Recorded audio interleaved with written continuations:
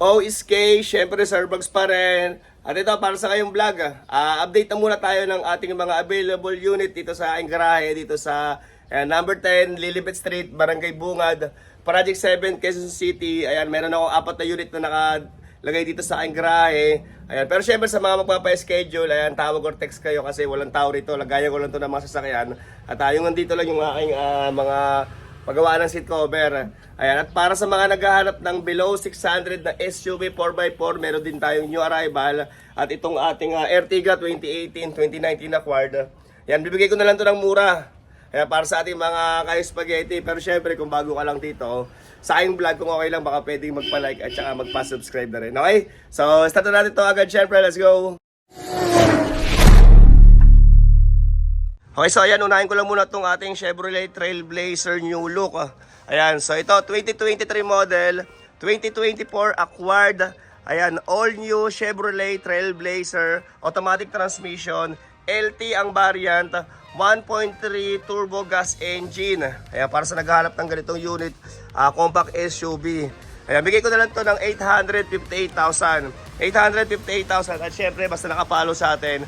Yan, sama na natin ang transfer of ownership. Ito, napakabilis na ito, sarap i-drive nito at sobrang tipid sa gas. Ayan, new look ng Trailblazer, pinalit na at gas engine na siya, hindi na siya diesel. Ayan, kulay maroon at napakababa lang din ang mileage nito. Mamaya check natin. Ayan, medyo malikabok lang pero goods yan. So ito naka-mags, syempre bago pa yung kanyang mga gulong. So, ikutin lang natin para sa nagkakagusto na ito. Ayan, ito naman yung kanyang likod. Oh. Ayan. Okay, LT variant, Chevrolet Trailblazer, number 0 yung kanyang coding. Ayan, meron na rin siyang 4 na back sensor. Okay, so buksan naman natin. Okay, so ito yung loob ng ating Chevrolet Trailblazer New Look, LT. Ayan, ito kung hindi ako nagkakamali, ang brand new price na ito is 1.6M. Ayan, pero dito sa atin, amoy bago pa siya, pati yung kanyang lobo. Okay, 858,000 lang. So, ayan, push start button. At ito, mayroon siyang monitor. Kita nyo naman sa kanyang dashboard, oh, napaka-fresh pa. At amoy bago pa talaga siya. Then ito, naka-leather seat na rin, may armrest. Ayan, then may mga controls dyan. At meron tong heat seater ba tawag o seater heat. Ayan, umiinit yung kanyang upuan minsan pag ito merong adjustan dyan. Pag medyo malamig. So, ayan. Okay, at nandito pa rin yung kanyang mga booklet. So, ito, kompleto. Okay? So, ayan. Kita, yung kanyang mga plastic sa pag-branyo, yung mga ganyan, nandito pa eh. Hindi ko pa tinatanggal kasi, ayan o. Ayan, lahat yan paikot.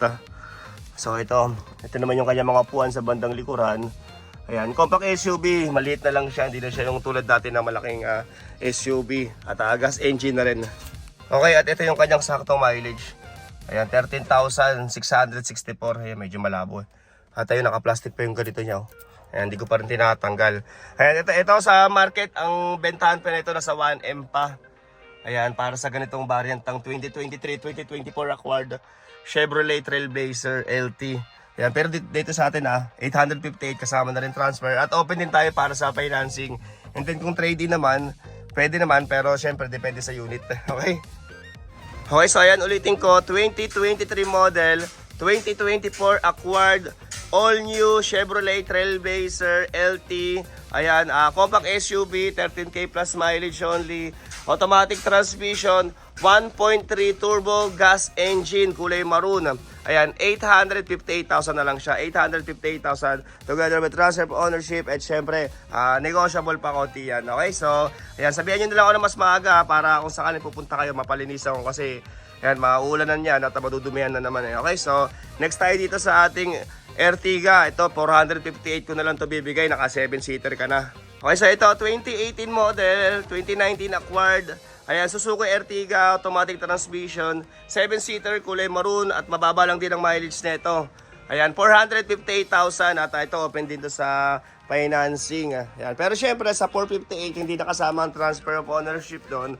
Unit price lang kasi halos balik pura na lang yun eh. Ayan, kaya syempre love ko ating mga ka-spaghetti. Ayan, kaya sagad na natin kaagad yan. So ito number 3 yung kanyang coding. Ayan, meron na rin siyang full garnish. Ito, pero medyo lang yung kanyang naninilaw yung headlight. Siguro papapin ko na lang yan. Okay, so ito may paglight na rin at makakapal ang mga gulong. Ayan o. Siyempre naka-mugs. Ayan, BBT. At ito, naka-tint, naka-rain visor na rin na may logo ng, ayan, may pangalan ng Ertiga. Ayan, ito yung set ng kanyang garnish. Ayan, paikot yan. Okay, hanggang dito sa kanyang mga taillight at pati dito sa lagayan ng gas. At syempre, pasilip ko lang din sa loob ng Suzuki Ertiga. Ayan, 2018 model. Na-acquired siya ng 19. So ito may libog-libog lang dito pero papalinis ko na lang siya. At meron din tong seat cover. Tinanggal ko lang kasi medyo hindi na ganun kalinis eh. Ayan, at ayun, para sa mga gusto magpagawa ng German leather para sa inyong mga kotse. Ayan, mag-message na lang kayo sa Serbag seat cover. Diyan na lang kayo magtanong ng design at price. So ito, meron siyang monitor na maliit. Ayan, ang sariwa pa oh. At amoy Ertiga pa siya. Nilagyan na rin to ng alarm ng unang may-ari. At dalawa ang kanyang susi. And then yung kanyang mga booklet at manual, alam ko nandyan pa eh. Okay, at ayun, ang mileage nito, alam ko nasa 50 or 51,000. Ayan, mga ganun lang din yan. Mababa pa. So ito. Oh, ito, medyo na sa may gusto. 10,000 ang ating reservation, mapa-cash or financing. And then kung financing naman, mag-direct message na lang kayo sa Sir Bugs sa messenger ko para mapasahan kayo ni admin ng sample quotation. And then ang list of requirements, ito estimate ko, kung magda-down ka ng 30%, malamang nasa 10,000 lang mahigit ang monthly nito para sa 4 years. Ayan, 10K plus, then 30% down payment plus chattel mortgage at insurance, okay?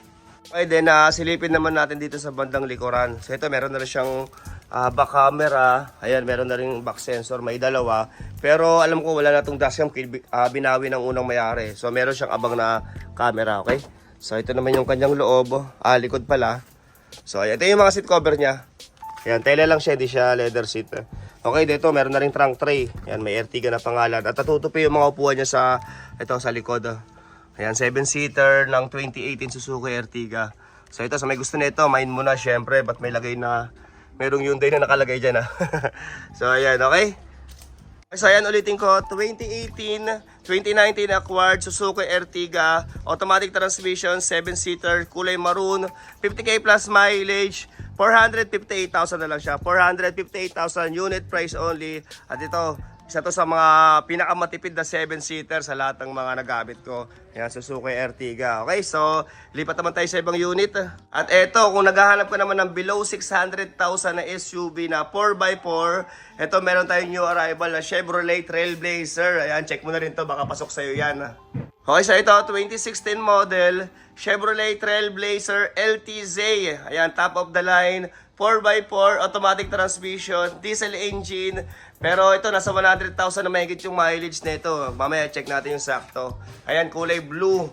So, ang asking dito ay 598,000 na lang siya. Below 600,000 ha. Pero syempre, sa price na yun, ayan, sama ko na rin transfer of ownership dyan sa may gusto nito. Ayan, syempre, basta nakapalo sa atin, libre na transfer. So, ito ikutin ko lang para sa mga nagkaka-interest na ito. Baka may naghahanap. So, ito number 2 yung kanyang coding. At sa pagkapintura niya na blue, medyo okay pa naman, sariwa pa. Ayan o. At meron na rin siyang accessories dito na nilagay. Sa unang may-ari, may Trailblazer na pangalan. Ayan, medyo malikabok lang kasi dito, maulan na naman yan. Ayan, so ito may stepboard na rin. Duramax, may tint, mayroon na rin rain visor. Ayan, ikutin lang natin. So ito, kita mo naman sa pintura niya. Oh. Pero ito, syempre, pag gusto niyo, pwede pa natin ito pabapping para mas kumintab pa. Ayan, 598,000, naka 4x4, top of the line Chevrolet ka na. So ayan oh, 4x4 Chevrolet Trailblazer LTZ. Ayan, 2.8. So ayan, number 2 yung coding, syempre may back camera na rin. So ayan, syempre open lang natin. As para sa mga gustong tumingin na ito, sabihin niyo ako ng ahead of time kasi, ayan, nandito sa likod eh, syempre lalabas ko pa yung mga sasakyan bago ko may ready to. At ayun, kasi may isa pa ako dun sa labas sa 7-seater eh. Next tayo doon. So ito naman yung kanyang loob, naka leather seat. At ito hindi siya amoy matanda oh. Mabango-bango pa siya, amoy Chevrolet pa. So ito yung kanyang steering wheel, fresh pa naman, di pa burado yung logo dito. Ayan, may monitor na rin sa kanyang dashboard. Tapat lang sa araw kaya medyo maliwanag eh. Pero may konti-konting alikabok pa. Pero papalinis ko naman yan. So ayan, 4x4, automatic transmission. And then mga controls dyan.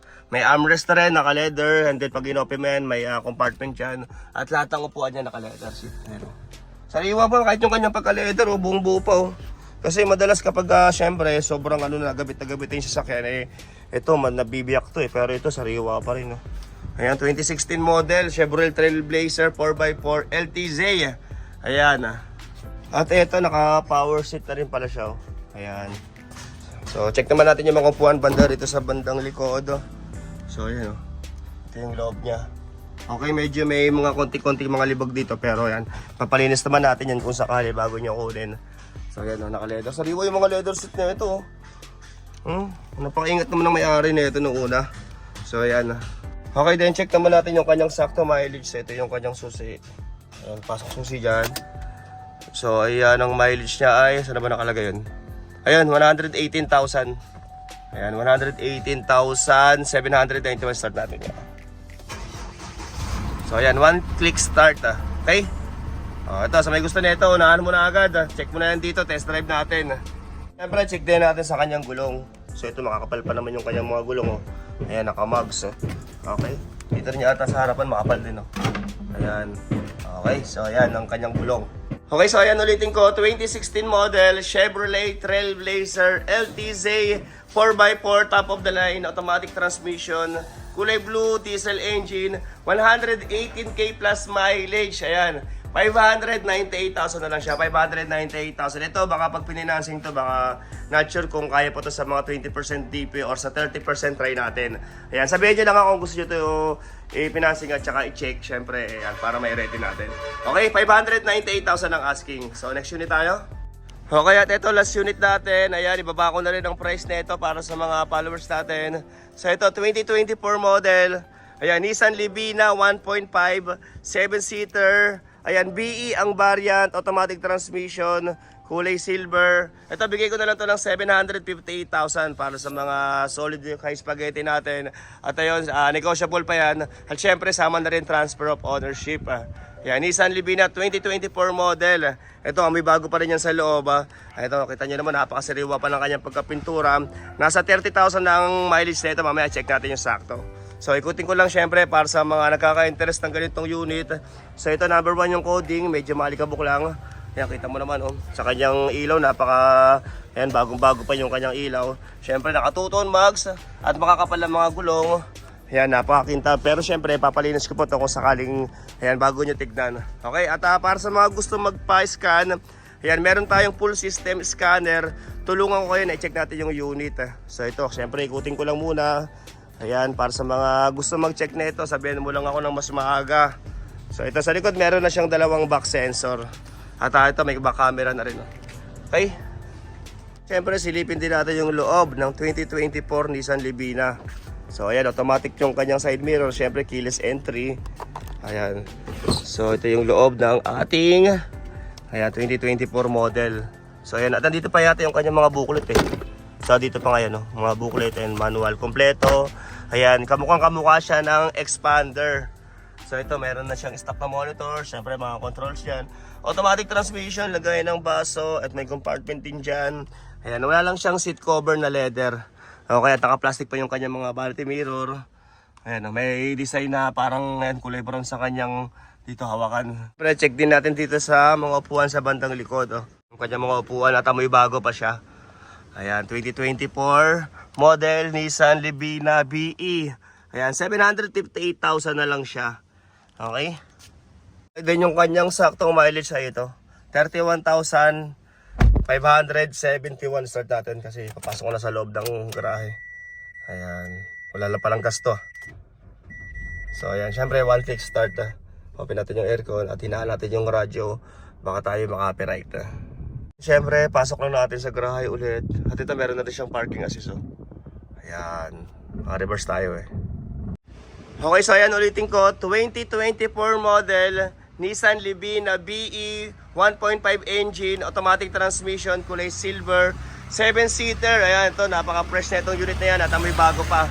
Okay, 758,000 ko na lang to bibigay. 758,000, negotiable pa. And then, sama na rin natin transfer of ownership sa mga followers natin. Okay, so ayun, hanggang dito na lang muna. 4 na unit lang. At ayun, para sa ibang sasakyan na hinihintay nyo, abang-abang na lang kayo. Next time, baka dumating na yung sasakyan na ayan, matagal nyo nang hinahanap. Okay, so thank you very much for watching. Sir Bags ulit.